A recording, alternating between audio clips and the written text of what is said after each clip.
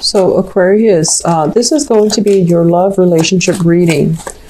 Right off the bat, I feel like there's very, very low energy and low libido with you guys. It's very, very low. It feels like you're physically, and I even want to say like, it's not so much emotional. It's you're physically and mentally tired. You're physically and mentally tired.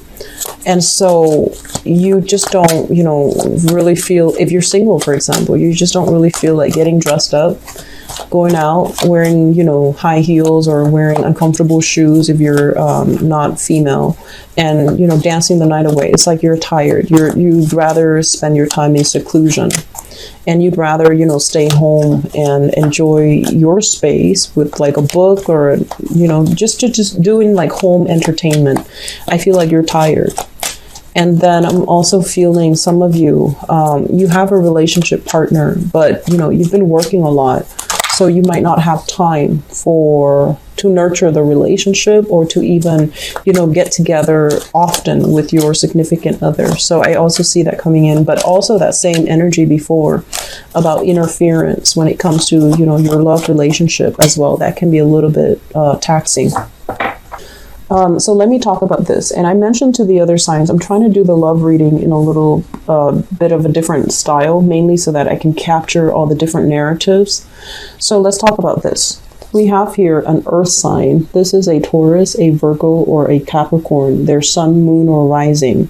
This is the Page of Pentacles, okay? When I look at this person, I always feel like it's somebody that can be a little bit more on the materialistic end. So that means they care about, money. They care about how much someone makes. They care about appearances.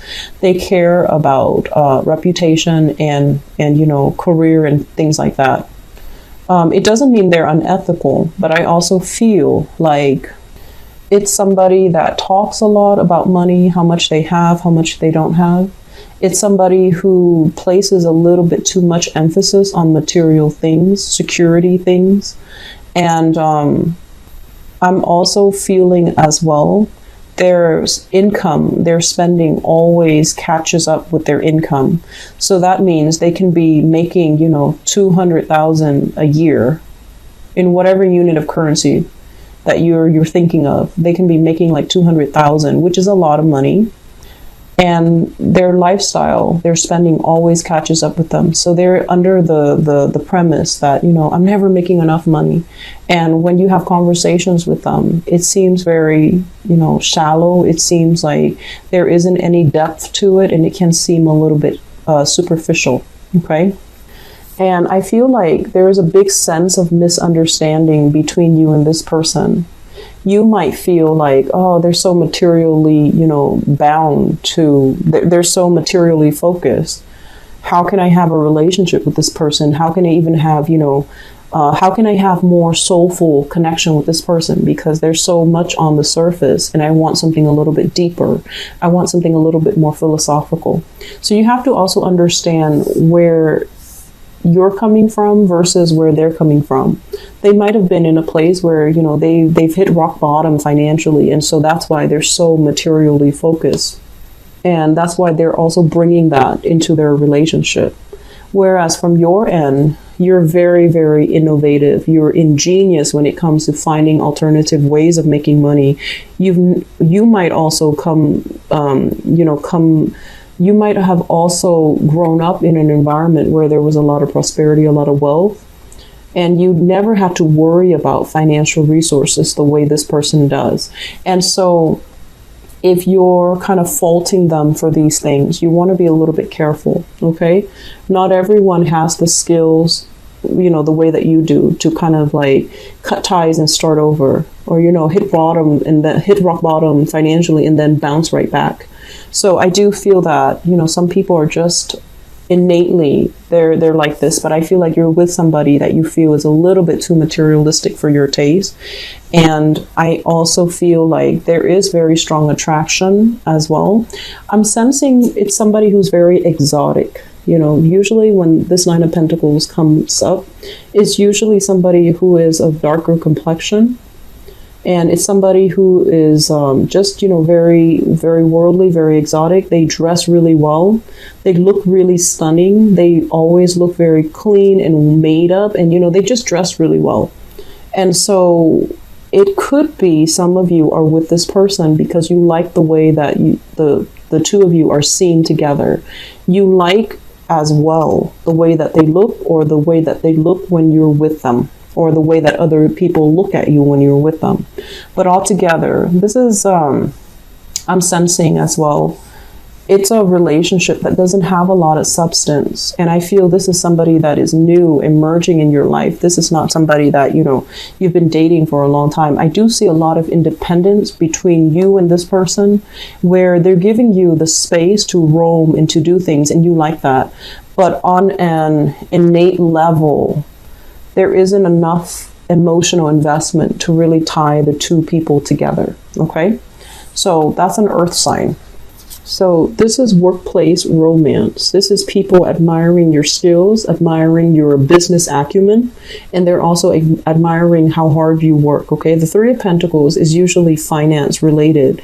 It's somebody that has a lot of skills, that is, in a position where they're telling people, you should do this, you should do that. And I feel this is your energy, where you're telling people you're able to, I feel like, train people, or you're able to help people solve problems, and you're doing it in a very skilled and methodical manner.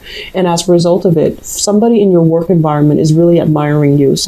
I feel like they're trying to keep their distance, and they're trying to be very professional, but you can look in their faces, and sometimes they look at you and you catch them looking at you. Well, they're interested. So we have some it could potentially blossom into romance, but you're purposely keeping things very platonic, which is very smart of you. I also feel you're not feeling that person. Okay, we have here the Three of Swords, which is basically not really feeling it, not feeling that flutter in your stomach, not feeling your heart beat when the person is around. But I feel like somebody is just admiring you, but it feels very unrequited from your end. Okay, so I do sense this is the month they're going to make themselves known. They're going to say nice things about you. They're going to also possibly, I want to say, like, throw in some nice compliments your way, or complimenting you to other people. And it's going to make you you're going to be made aware that they have, romantic intentions for you. Whether or not you go ahead with it, I just don't feel like dabbling in office romance is a smart move. So just be careful, okay? I just feel like you're going to be stumbling across a lot of admirers at work. And the people that admire you, it's not just for the way that you look, it's not just for the superficial reasons. They admire you because of your skills. So in a way, they admire you as a whole person. But I feel like you're keeping a very stone face. You're keeping, your professional distance, which is something I strongly would advise, because I don't feel this is going to be, worth pursuing. Okay. We have here Three of Pentacles, which is, love at work, and Three of Swords, disappointment. So when they're all linked together, you're best off not to make a move, and not dilly-dallying in that department. Okay, so let's talk about this energy.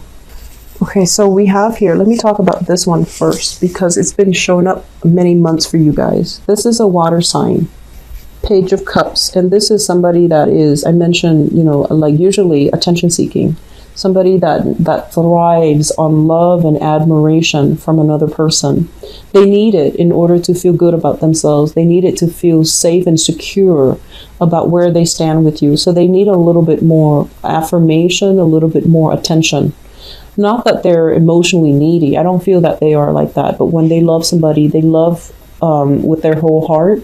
And they need that, constant feedback. Okay, so that they're not like led astray. So we have here a water sign. This is a Pisces, a Cancer, or a Scorpio. It's showing up in the reverse position. It's linked up here with the sign that I mentioned earlier, the Page of Wands. And the Page of Wands, I feel like in this situation, you have a lot going on in your life. You have a lot of plans that you're trying to bring into the fold. You have a lot of people that you're interacting with. Your world is really starting to open up.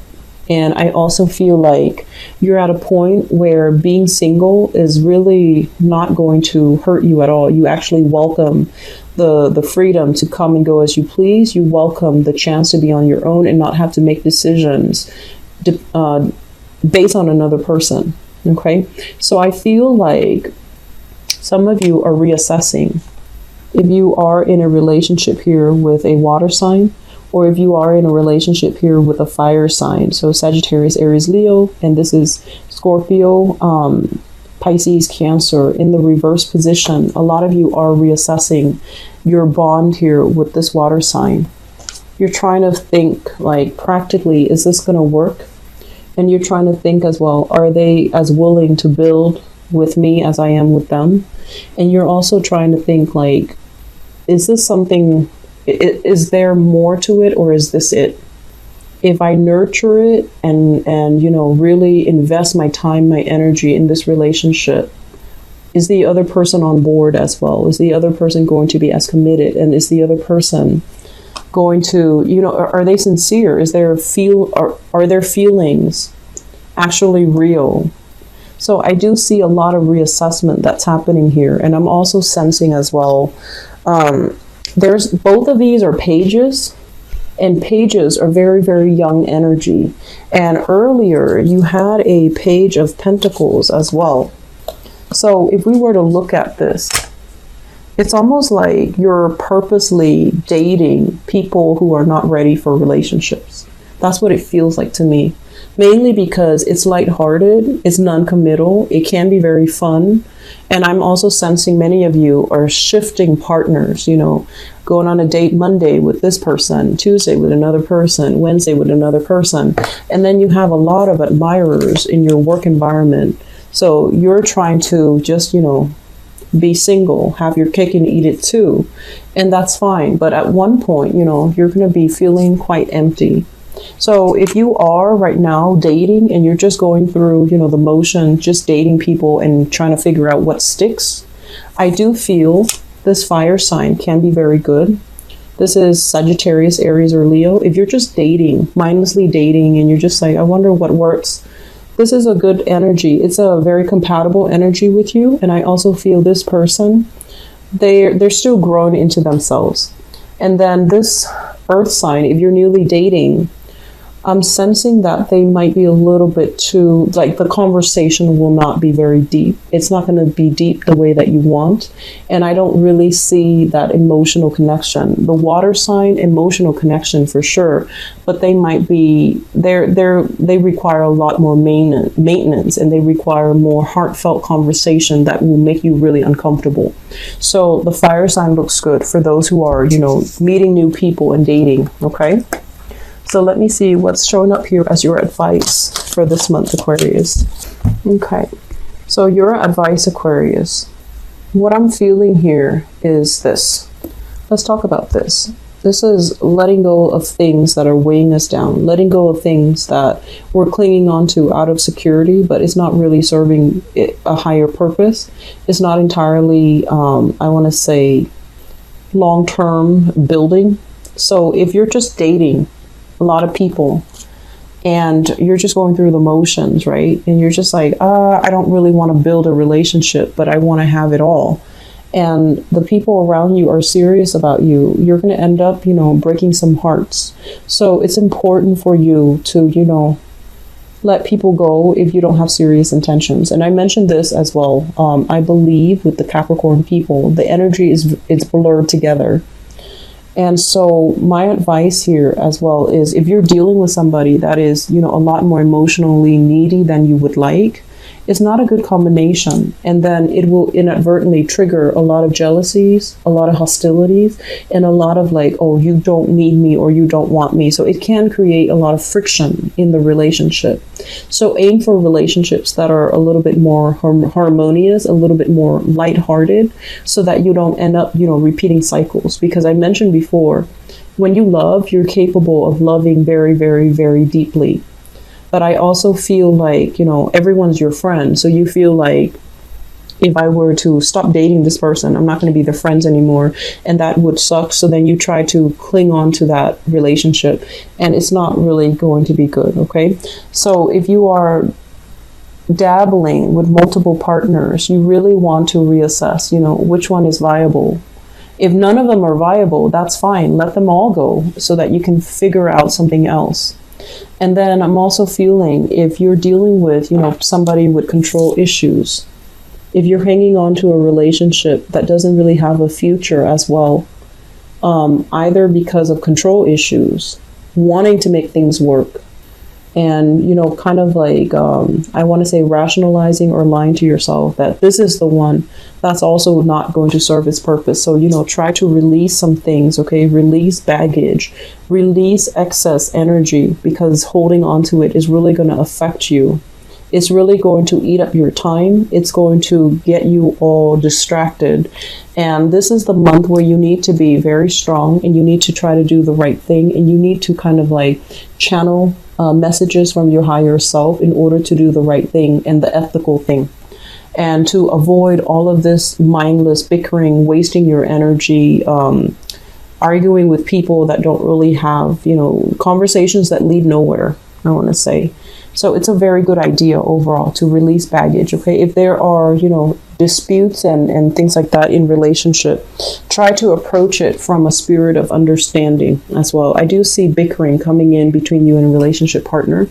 In the general reading, I mentioned that. So it's really important for you to get yourself centered so that you're not wasting your energy with things or conversations that don't really have a resolution. All right, so I'm gonna leave it at that. I wish you the best, Aquarius. Take care of yourself, okay? And I'll be back. Bye bye.